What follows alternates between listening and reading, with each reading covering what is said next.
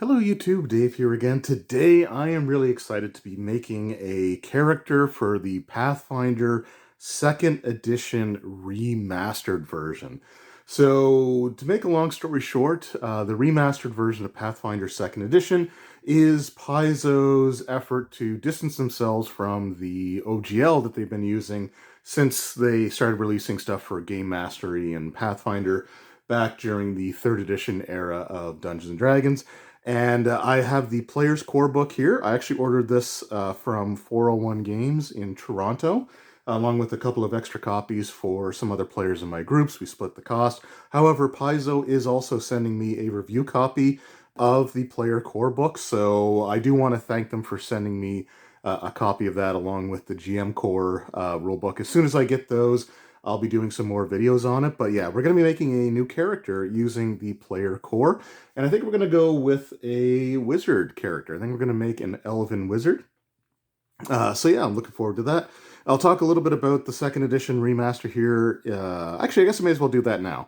So when it comes to the 2nd edition Pathfinder remaster, all the previously released products are considered backwards compatible, and the player core book that we have here is not a one-for-one reprint or revision of just the original core rulebook for Pathfinder 2e. It's got a combination of the player section of the core rulebook, as well as elements of the advanced player's guide are in here as well. So for example, we have the witch class included in here, and we are missing classes from the core rulebook, like the alchemist, the barbarian, the monk, and sorcerer, I believe, are not present in this book. They will be in the Player's Core 2 that comes out in 2024, along with the other classes from the Advanced Player's Guide, like the Swashbuckler and the Oracle, and I forget what the other class was from that book off the top of my head. So this isn't just a straight port of the core rulebook, just with the remastered stuff in mind. It is a combination of the core rulebook and the Advanced Player's Guide.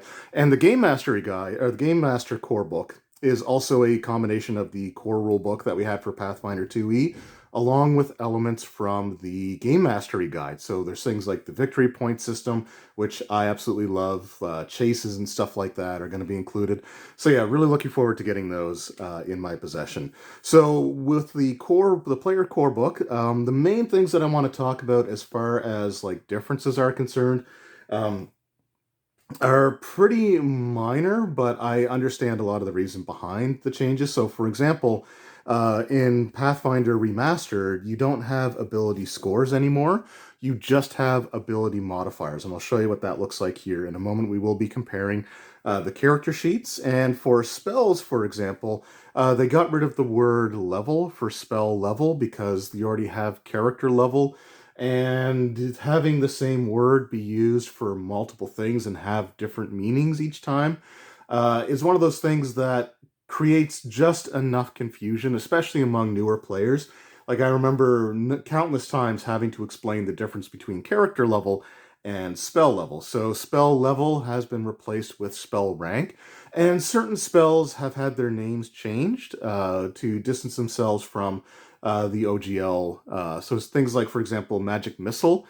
That spell has been changed to Force Barrage, and there's a few others. I'm not going to go into every single one here, but yeah, we got the Player's Core book, which I'll show you a little bit more here in a moment. We're not going to do a complete flip through, but we will look at some of the pertinent sections. I do have my character creation aid that I printed off here.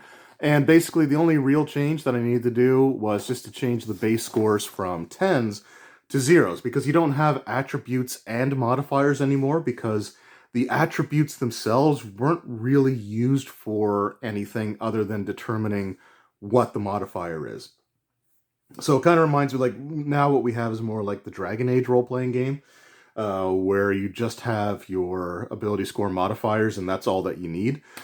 So that's what they use now. So all of your scores start at a base of 0, a modifier of 0, and then they'll be changed based on your ancestry, your background, your class, and of course your finishing details. Everything else is still pretty much the same in terms of how to create your character. You get hit points from both your Ancestry and your class and your con modifier. You get skill training based off of different aspects of your character creation as well. So yeah, just some basic stuff there. But the biggest thing is that ability scores are gone, and it's just modifiers now. So let's take a look at the actual character sheets. So I've got from the Paizo website, I printed off the remastered version of the character sheet. And I've got the official versions of the original character sheet for Pathfinder 2e, the ones that I was able to buy in store. And we're just going to take a look at a couple of things here. We got like the character name, leveled, hero points. It's kind of nice to have. I mean, you had hero points in a section as well, but you know, it is there. It actually does tell you as well how you gain them and what you can use them for. So that's really cool. Just some useful information to have. So here we have our attributes, and again, you got strength, dex, con, intelligence, wisdom, and charisma.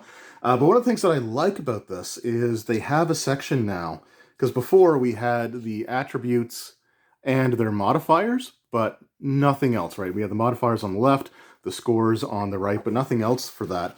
But in Pathfinder 2nd Edition, when your character progresses through levels, you gain additional boosts based off of, I think when you reach like level 5, 10, 15, and 20, I think. But periodically throughout your progression, you do gain ability score increases that you can apply to your character. However, once you reach a modifier of +4, and this was the same way in the original Pathfinder 2nd Edition when you had an attribute of 18, but when you get a modifier of +4, it actually takes 2 boosts in order to increase that to the next number. So here, like, there's nothing to really note that you put a partial boost, is what it was called, into one of your attributes. There was really nothing to note it there. However, on the new character sheets, you can actually shade in a little box there. So if I had a strength modifier +4, for example, and I gained 5th level and I want to start increasing my strength beyond that because I'm playing a more melee-oriented character, then I can just shade that in, and the next time that I gain a boost after that, then I can erase the shading in that and then increase the modifier from 4 to 5. So that's just kind of pretty cool to see there. And then just some other things that we have. We have our perception and speed and special movement and all the type of stuff is together. We got our hit points and stuff there. Our skills are on the side here. And again, those are pretty self-explanatory. The skills themselves haven't really changed in terms of what they're called or anything. And then we got just our stuff for weapon strikes there. And so again, we do have one less ranged weapon spot on this character sheet versus this one, but that's not really a huge loss. And again, you actually have your proficiency information, including what bonuses you get for your proficiencies, right underneath your, like your weapons information, as well as your like your attack stuff here.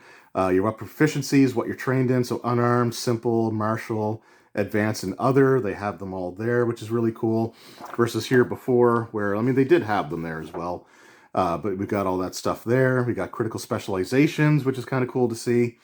And just, yeah, some other stuff there. Your class DC is down at the bottom of the character sheet as opposed to underneath the attributes there. I do have to say, I do like the layout that we have for the character sheet. So moving on to the second page, we have our Ancestry, basically our feats, mostly information here. So we've got our starting information here. So Ancestry and heritage abilities, Ancestry feat, background skill feat, class feats, and features. You actually got a pretty nice large-sized area to put those in, because on the other sheet you had like a couple of lines.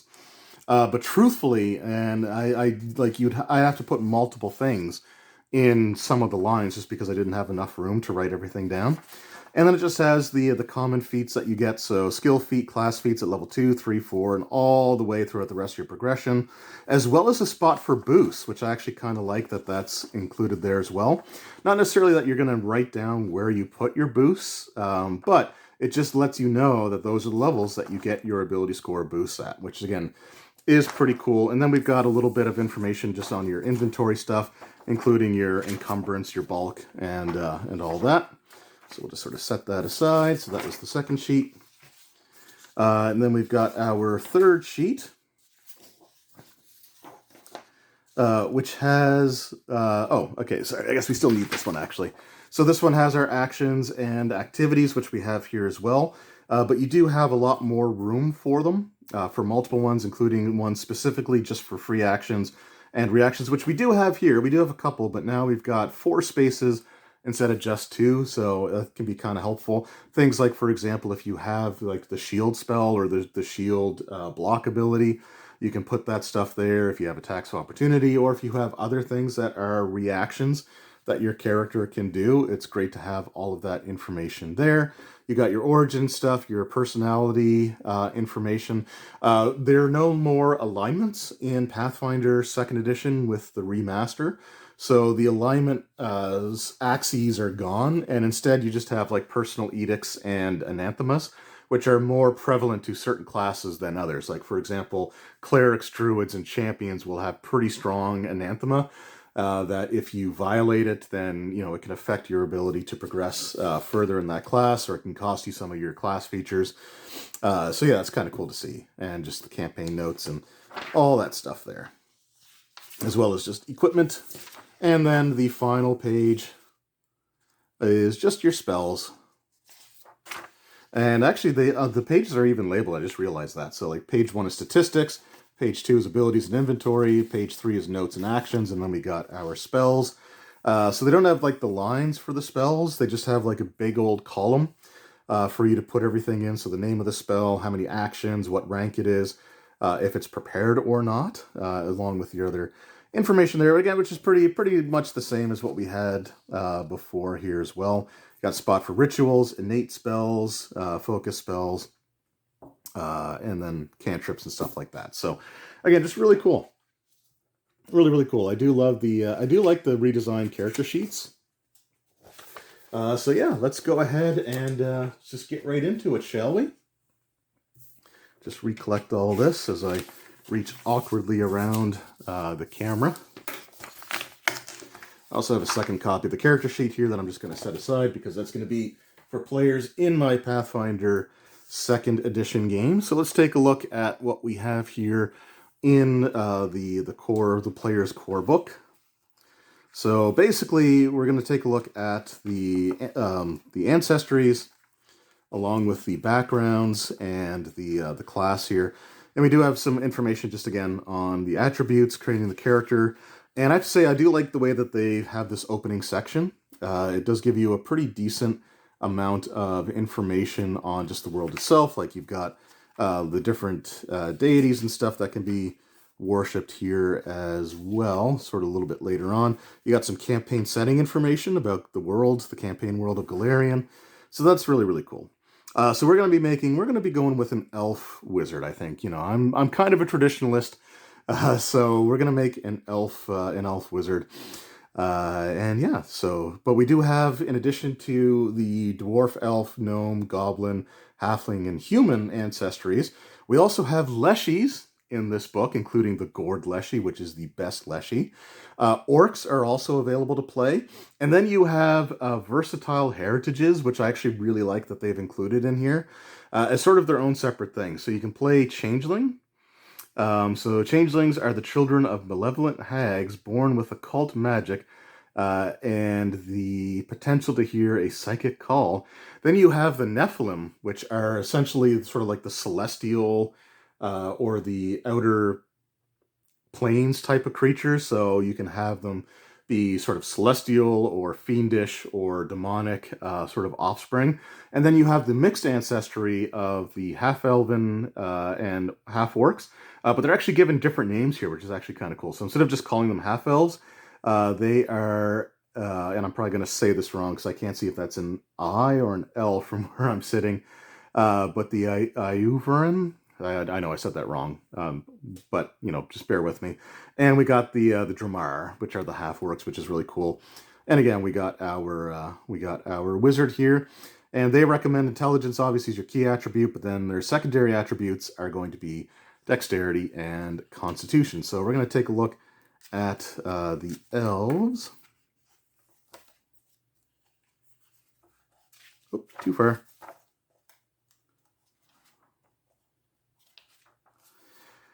All right, so we're going to be making an elf.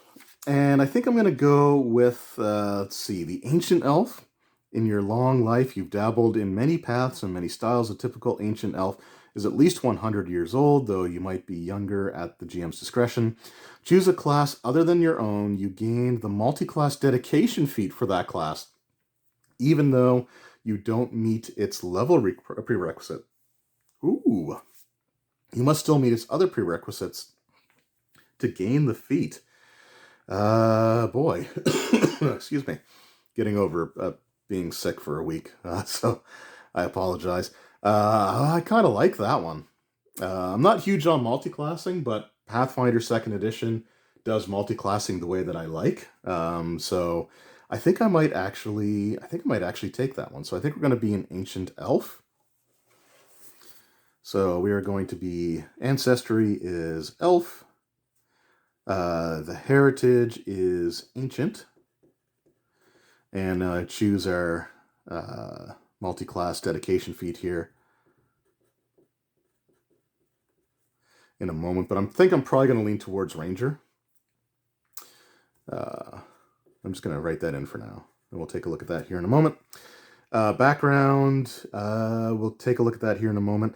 And then class, we know, is going to be Wizard. All right, so our attributes start at a base of 0. Our Ancestry gives us a boost to Dexterity, which gives us +1. Because again, we're just looking at the modifiers now. So each boost increases your modifier by 1. Each flaw decreases your modifier by 1. So they got in Dexterity and Intelligence and a free one. They also have a flaw in Constitution, which is -1. Which we will probably fix up a little bit later, but not necessarily with our free boost. So our free boost can go into any stat other than Dexterity or Intelligence. You can't put a free boost in an attribute that's already been boosted from the same source. So, for example, Ancestry, your free boost can't go in one that's already got a predetermined boost in it. And your background, you get a set boost and a free one. They can't go into the same stat. And then your finishing ones, you get 4 boosts that you can put into each one into 4 of the 6 attributes. So yeah, let's go ahead and put into let's put into strength, just because I do want to have like the ranger. I'm probably going to focus more on like range stuff, but still might be good to have that one there. Actually, you know what? No, let's go into wisdom. Let's go into wisdom. All right, and then for our background, so for our background,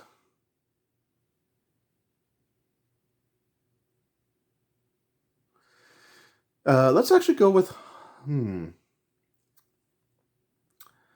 let's go with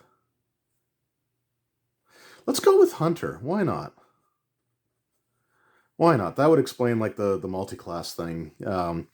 So we choose two attribute boosts. One has to be Dexterity or Wisdom. The other is a free one.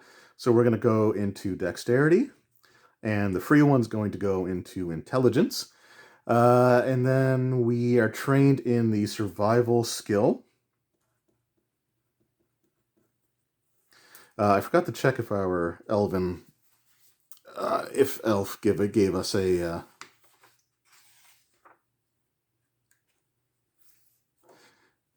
skill proficiency. I don't think it does. I also have to choose our feat. All right, we do have low light vision though, so I should probably note that here just somewhere. Let's put it under wizard. I'll just put it under elf.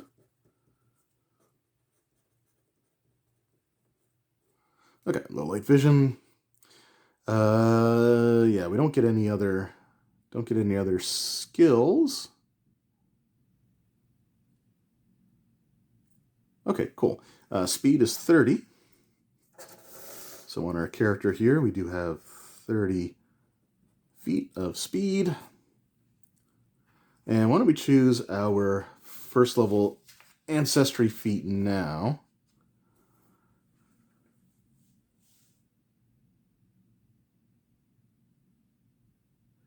Elven weapon familiarity. Okay, I actually got to see what the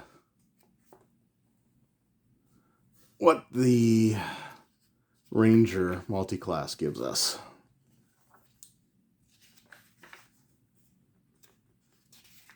It is really awkward doing this with the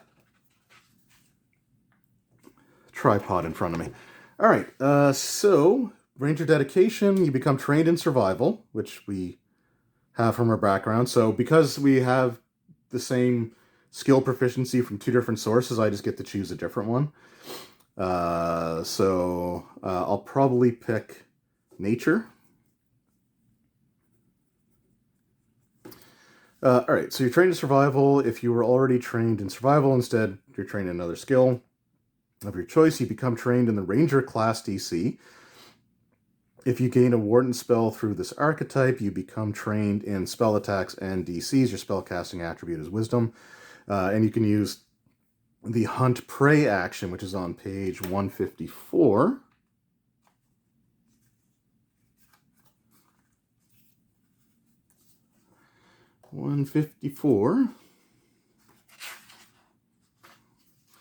Okay, Hunt Prey. You designate a single creature as your prey and focus your attacks against that creature. You must be able to see or hear the prey. You must be tracking the prey during exploration. Again, a +2 circumstance bonus perception checks when you seek your prey, and a +2 circumstance bonus on survival checks to track your prey. You also ignore the penalty for making ranged attacks within your second range increment against the prey that you're hunting. You can only hunt one creature designated as your prey at a time. Okay, so that's pretty good. So I think I will take Elven Weapon Familiarity as my Ancestry feat. So you favor bows and other elegant weapons. I gain access to all uncommon weapons with the elf trait. You have familiarity with weapons with the elf trait plus longbows, composite longbows, rapiers, and short bows. So our feat is going to be Elven Weapon Familiarity. Perfect. And then at 5th level, whenever you get a critical hit with one of these weapons, you get its critical specialization effect. So that's pretty cool. All right, awesome. So we got that information. I got to see what our background gives us for our feat. So Hunter, your training survival skill, and the tanning lore.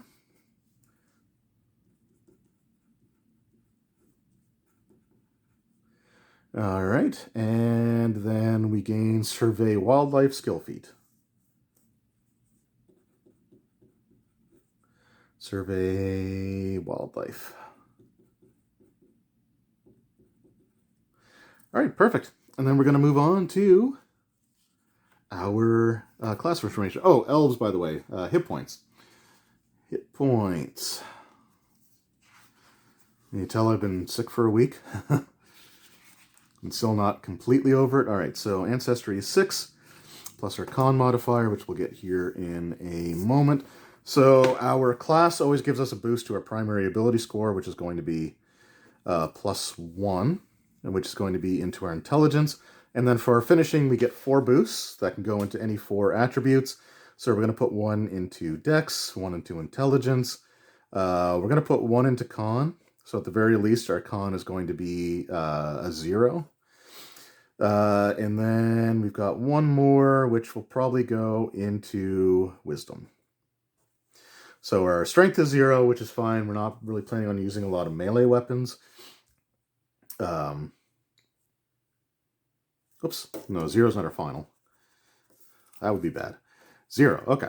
And then the wizard class.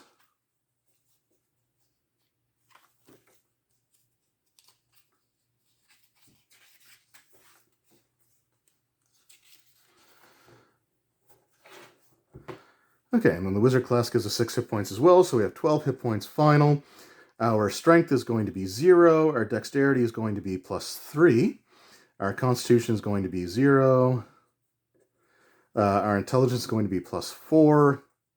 And then we've got +2 to wisdom, +0 to charisma.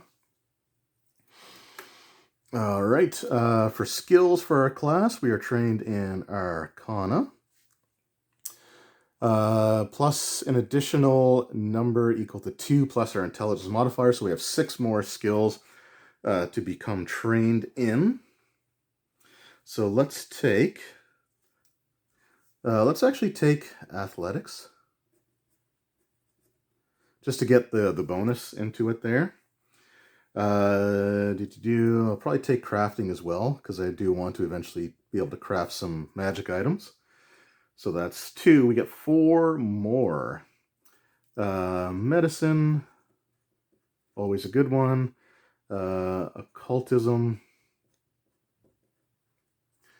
2 more. 2 more. Stealth, we'll take stealth. And we do have survival, right? We do have nature. Let's take...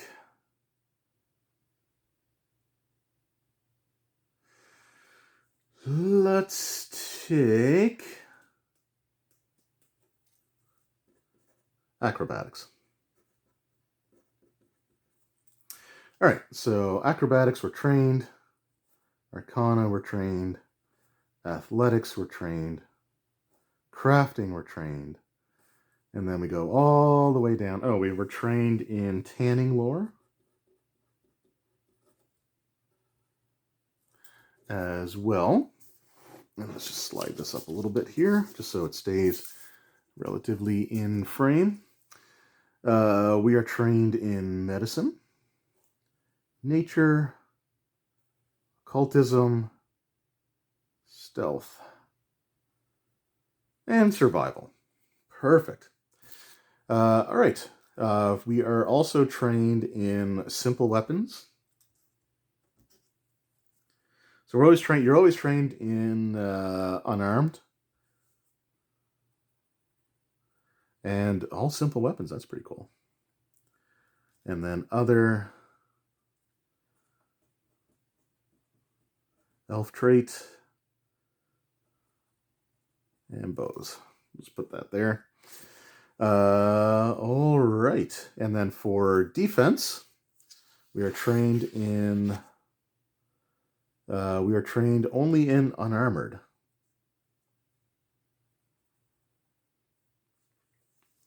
But that's fine. Our class DC is going to be 10 plus our... Oh, I guess we can write in our 0 plus 3, 0 plus 4 plus 2, and 0. Okay.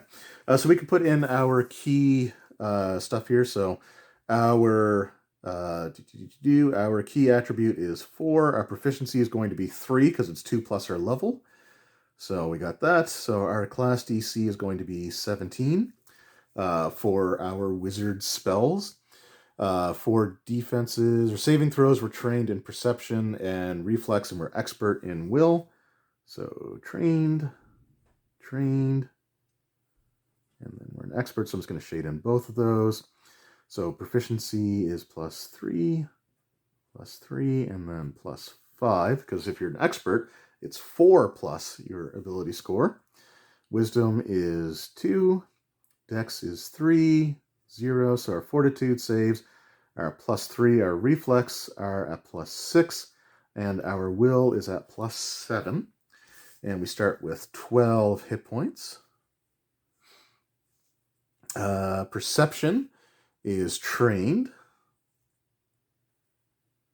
So wisdom is 2 and 3, so our perception is plus 5. So that's perfect. And then for the rest of the wizard stuff here, so we get Ancestry, background ability, ability boost, initial proficiencies, wizard spellcasting, arcane thesis, arcane school, and arcane bond. All right. So our arcane thesis, so during your studies to become a full-fledged wizard, you produced a thesis of unique magical research. You gain a special benefit depending on the topic of your thesis research. The arcane thesis topics presented in this book are below. Your specific thesis probably has a much longer, more technical title, like on the methods of spell interpolation and the genesis of a new understanding of the building blocks of magic. Oh my god. All right, so we got experimental spell shaping.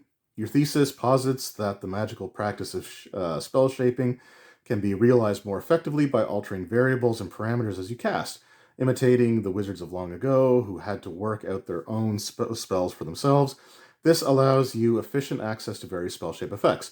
You gain one first level spell shaped wizard feat of your choice.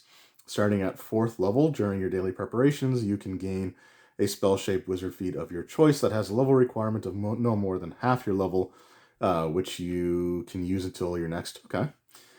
Improved familiar attunement. I'm not really looking to have a familiar. Spell bending, or blending, sorry. You theorize that spell slots are a shorthand for an underlying energy that powers all spell casting, and you found a way to tinker with the hierarchy of spell slots, combining them to fuel more powerful spells. Okay. During your daily preparations, you can trade 2 spell slots of the same spell rank for a bonus spell slot of up to 2 spell ranks higher. Okay, that's kind of cool, but I don't think it's going to help me too much right now. Then there's spell substitution. So you don't accept the fact that once spells are prepared, they can't be changed until your next daily preparations.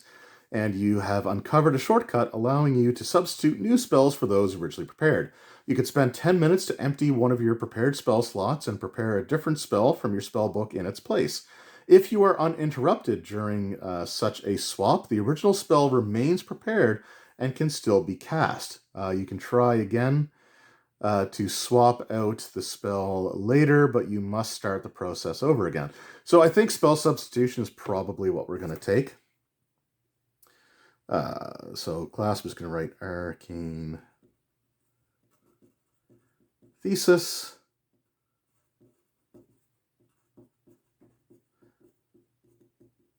Spell substitution. So that's kind of cool. So you can take 10 minutes and just swap out a spell that you have prepared for a different one.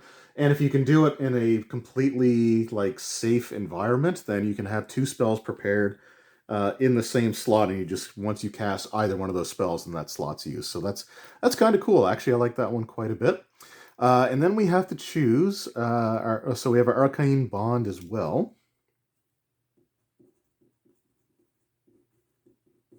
So you place some of your magical power into a bonded item. Each day when you prepare spells, you can designate a single item you own as your bonded item. This is typically an item associated with spell casting, such as a wand, ring, or staff, but you are free to designate a weapon or other item. You gain the drain bonded item, so you can do it once per day. Your bonded item, it has to be on your person. It's a free action. You expend the magical power stowed in your bonded item. During the current turn, you can cast 1 spell you have prepared today and had already cast without spending a spell slot. You must still cast the spell and meet the spell's other requirements. So even though it's a free action to drain the item, you still have to use the actions for the spell casting itself. But that's perfectly fine. So we got Arcane Bond and Drain Bonded Item. All right, and we got our Arcane School. So one of the things that has changed in Pathfinder 2nd Edition is you don't have spell schools like we had before, where you had evocation, transmutation, necromancy, anything like that. Those spell schools have been eliminated. Things like enchantments and charms are now keywords that could be attached to certain spells, but otherwise, they don't really have those old traditional schools of magic. Instead, you've learned your magic through a instructor of some sort. So you have, instead of specializing in evocation magic or necromancy magic, instead you have an arcane school where you learned a curriculum. And as a result, the curriculum gives you spells that are automatically added to your spell book, and you get spell slots. So each day you can prepare an extra cantrip from your curriculum. You also gain an extra spell at each spell rank for which you have wizard spell slots. You can prepare only spells from your school's curriculum in those extra slots, and any spell listed in your curriculum of a suitable spell rank is eligible to be prepared. in each one of those special, yeah. So I think the one that we're going to probably use actually is going to be the School of Battle Magic.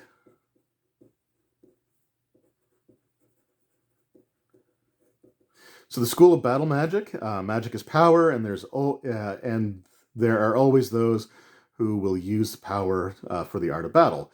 You may have studied in the military of a nation at the brink of war, Chilax or Andoran perhaps, or Geb and Nex.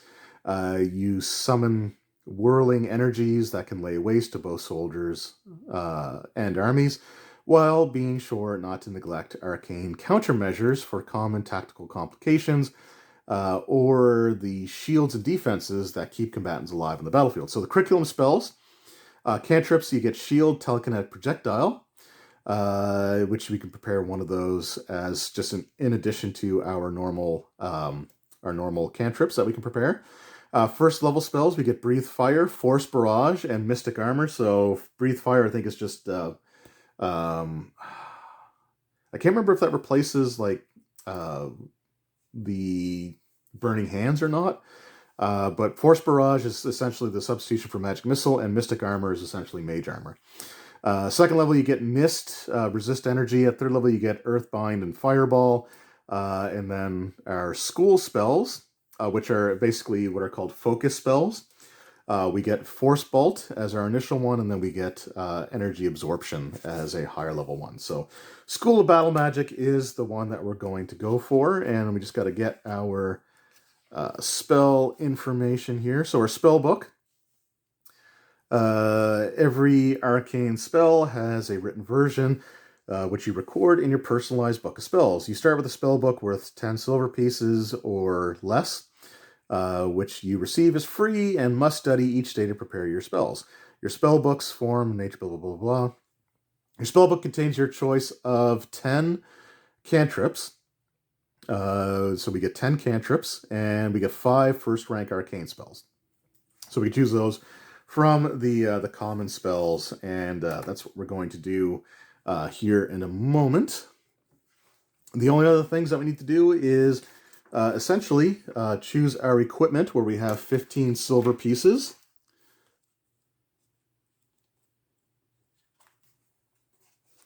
And then our spells. So we're just going to go to the equipment section.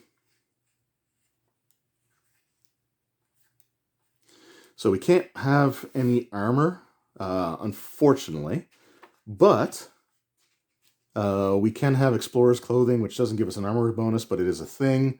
So we're going to take it, because we are going to wear clothes. So Explorer's Clothing.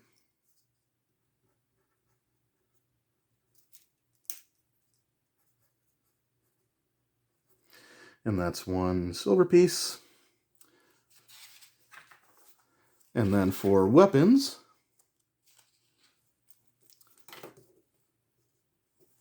so for weapons, we are going to have a staff, which is free, which is great. It's going to do a D4, but we can use it two-handed, and that does a D8. And that has a bulk of 1. So we can't carry a lot of stuff, so we don't want to have too much in terms of bulk on our character. And then the other weapon that we're going to choose is going to be ranged weapons. We're going to go with just a longbow, which is 6 silver. 6 silver pieces, and that is going to do 1d8 piercing, has a range of 100 feet. Bulk is, ooh boy, bulk of 2, huh? Maybe we'll go short bow.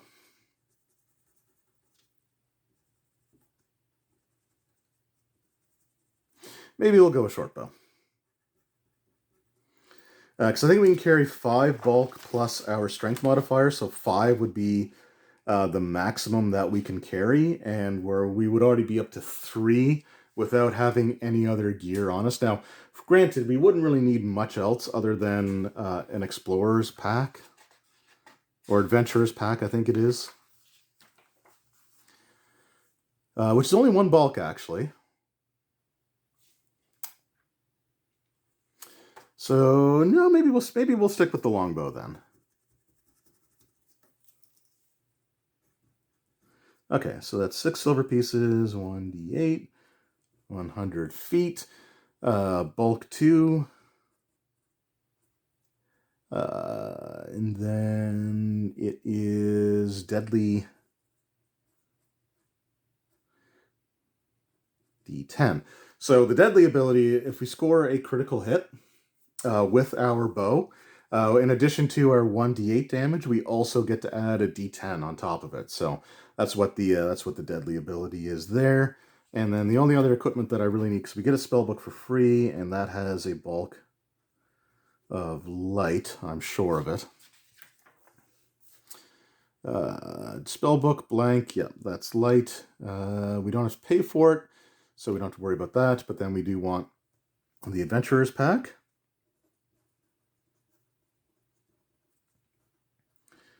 which is 15 silver, so 1 GP, 5 SP. So we start with 15 gold pieces. Explorer's Clothes is only 1 silver, so we still have 4 silver left. Then we've got the staff, which was free, so 6, 7. All right, and I guess I should have looked at arrows. So 10 arrows are 1 silver. Okay, so we're going to do 40 arrows, which will take up another whole gold. And those are bulk light as well. So that is going to be for SP. So, okay, so we got 1 silver, 6 silver, so that's 1 gold, 2 gold, 8 gold has been spent so far. So there are some, I think, alchemical stuff that we can have here as well. So see what we got. Elixir of Life is 3 gold, so I think we'll take one of those.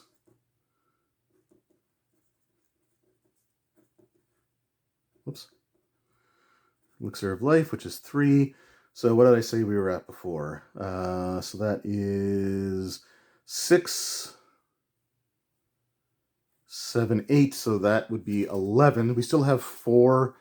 We still have 4 gold pieces left.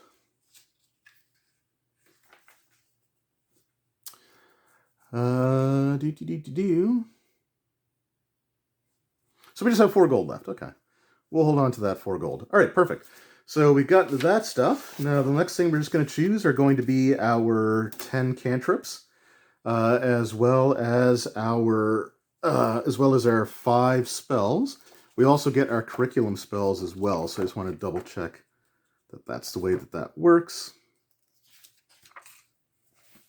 You gain additional spells and spell slots from the curriculum. Okay, so we get to add that information to our list. So for spells, cantrips, I know I do this the old-fashioned way. So cantrips, we get shield and telekinetic. Whoops. Telekinetic.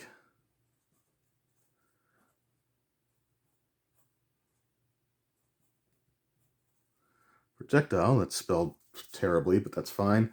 And then first rank, we get Breathe Fire and Force Barrage.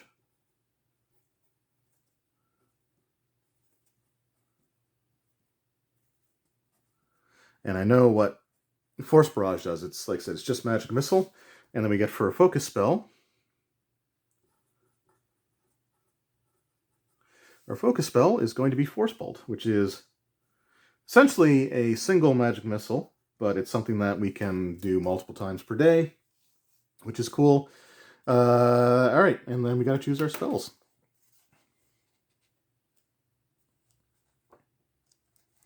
So I do want to see what Breathe Fire says. I'm wondering if that's just like a 15-foot cone of a 15-foot cone of fire. So breathe fire. A gout of flame sprays from your mouth, deals 2d6 fire damage to creatures within the area, which is 15-foot cone. Yeah, so it's basically burning hands, except instead of needing to, do this with their hands, we can just expel it as a breath attack, which is pretty cool. So we got those, but we do need to add our spells here. So we get 10 cantrips in addition to all the other ones that we have.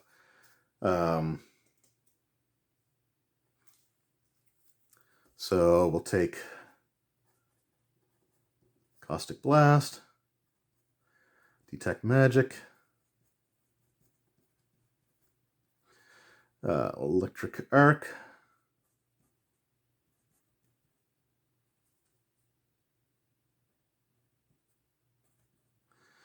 we'll take Frostbite.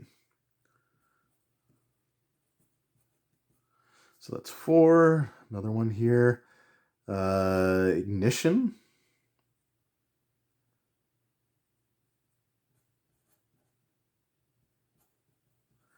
Okay, so that's 5. We need 5 more. Well, you better believe we're going to take Light. And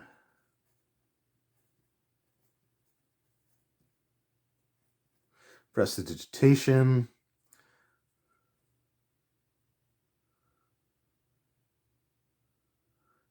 Read Aura. Shield. Oh, we get shield already, so I don't need to take that one from that. So that's what, 1, 2, 3. I need 2 more. Telekinetic Hand.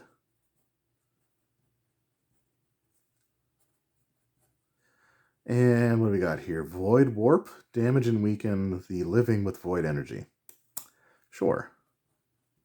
Void is just essentially like negative energy. So like the harm spell, for example, does void damage. All right, and we get 5 first rank spells as well. So I think we're going to take Dizzying Colors, which is Color Spray. Force Barrage, Fleet Step, Hydraulic Push, Mystic Armor. What did we gain for free? Breath, Fire, Force Barrage. Okay, we're going to take Mystic Armor. Runic Body. Temporarily apply magical runes to a creature's unarmed attacks. Oh, okay.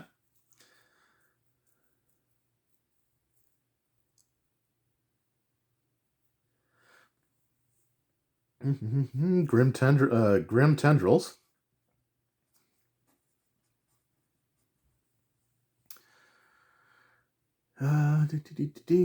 Phantasmal Minion. Yeah. Oops. Hydraulic Push. Create Water.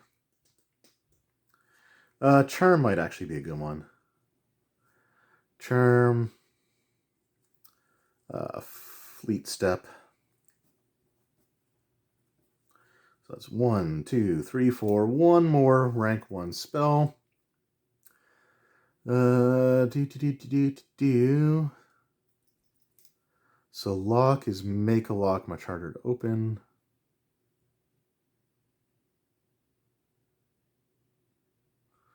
Mind link, mentally impart 10 minutes worth of information.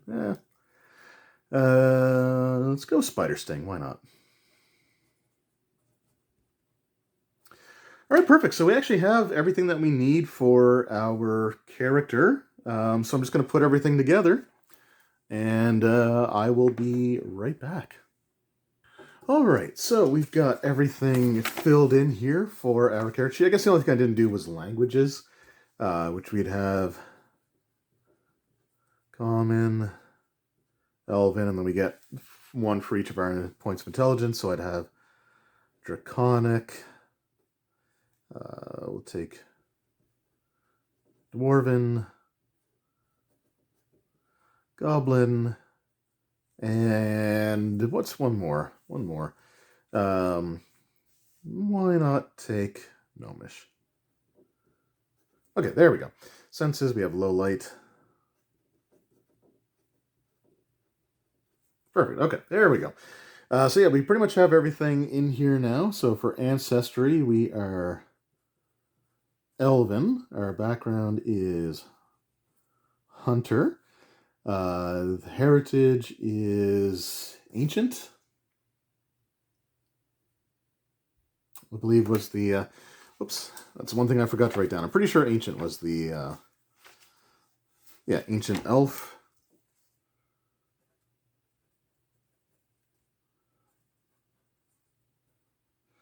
And we're size medium. Okay, so we have our strength of 0, dexterity of +3, con of 0, intelligence of +4, +2 for our wisdom, +0 for charisma. We do have the hunter background, which actually gives us the ranger dedication feat, which is kind of cool, which gives us the hunt prey ability. Our armor class is 16, so we don't have any armor that we're wearing, but we have a 3 dex and 3 proficiency for being unarmored. Fortitude of +3, reflex +6, wisdom +7, or will save, sorry, of +7, 12 hit points. We do have the low light vision. We got our languages. Our perception is +5 for most of our initiative rolls. And we've got a speed of 30 feet. Acrobatics is +6, Arcana is +7, Athletics is +3, Crafting is +7, Diplomacy, Deception, and Intimidation are all 0. Tanning lore, so we can always tan leather hides and stuff like that if we need to. That is at +7. Medicine and Nature are both at +5. Occultism is at +7. Performance is 0. Religion is +2. Society is +4. Then those two are based solely off just our attributes. Stealth is +6, survival is +5, thievery a +3. Our class DC is 17. For weapons, we got our melee strikes here, which is our staff, which is only at +3 because we have 0 for strength and +3 for proficiency.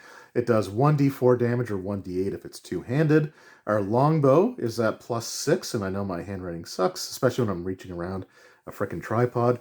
+3 for dex, +3 proficiency, does 1d8 damage, but on a critical hit, it also does an additional d10. And I just wrote a spot in here for spell, just in case, just so it's easier to have at a glance on my first page of the character sheet, which is at +7, 4 for intelligence, and 3 for proficiency, and of course the damage for that varies. Yeah, and then the next page here, we're all first level characters. So we've got low light vision for our ancestry and heritage ability, which we have the ranger dedication, which is from our ancestry as well. That wasn't from the ancestry, that was from the heritage. So we have ranger dedication, and then we've got elven weapon familiarity. Okay, there we go. And we got survey wildlife from our background. For our class feats and features, we have spell casting. We have our arcane thesis, which is spell substitution. We have our bonded item. We're from the School of Battle Magic, and we have the hunt prey.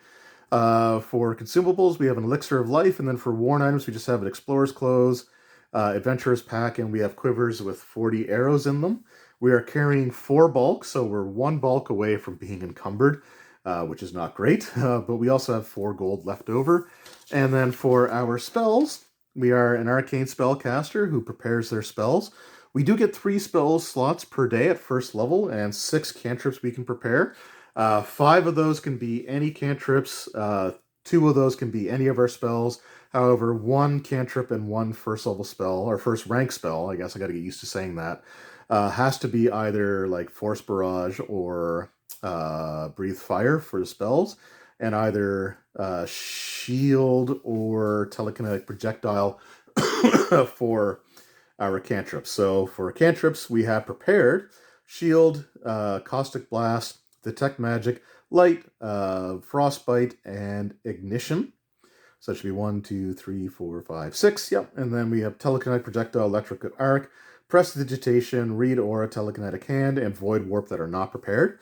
For our prepared first rank spells, we have Force Barrage, which is 1 to 3 actions. It's rank 1 and it is prepared, as well as Mystic Armor, which will give us a +1 armor bonus for basically until we do our next day's preparations. And then we've got our Charm spell prepared as well. So we have Mystic Armor, Charm, and Force Barrage. Our Drain bonded item will allow us to recast any one of these 3 spells, although realistically, we're probably not going to recast Mystic Armor because it stays in effect until the next day. So Force Barrage or Charm. What we don't have prepared is Grim Tendrils, Breathe Fire, Fleet Step, or Spider Sting. However, I do have the ability to substitute any one of these prepared spells as long as it hasn't been cast for any one of these spells if I spend 10 minutes. So that's kind of a way to get around that. And that's our character. So yeah, I'm really enjoying the Pathfinder Remastered. So again, I want to thank Paizo for sending out the player core and the GM core. I currently don't have the package that they've sent. It does take time to get here, but I did get the player core because I wanted to have an extra copy anyway. But again, I do want to recognize that Paizo is sending me a copy of the player core book as well. So I'm thanking them for that, and I'm including that in this video. Oh, we're also level 1. But yeah, there we go. So if you have any other questions about some of the alterations or differences between Pathfinder 2nd Edition and the 2nd Edition Remaster, leave them in the comments section. A lot of it is just terminology changes to sort of distance from the OGL. Spell names have been changed, and some class features and abilities have gotten new names. Like the Druid's ability to speak their own Druidic language now has the name of like the Wild Song ability, I think it's called now. So they just did some changes like that, but I'm really enjoying it so far. And I can't wait to do more. So there we go. Thank you once again for watching. I really appreciate it. And I will see you all next time. Until then, take care.